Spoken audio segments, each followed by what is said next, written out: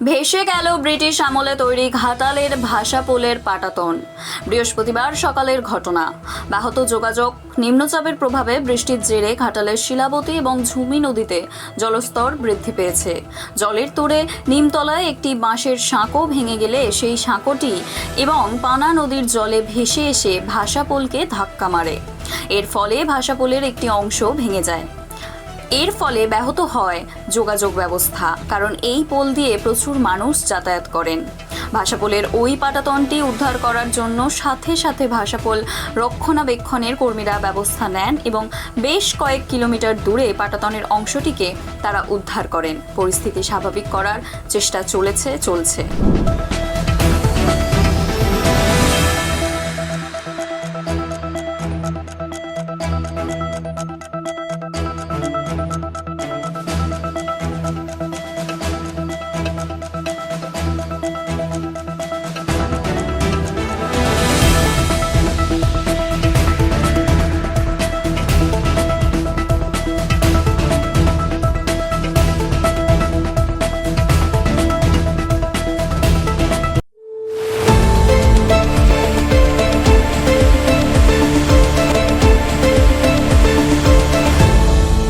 আপনারা দেখছেন এই বেলা বাংলা, শিরোনামে সবার আগে।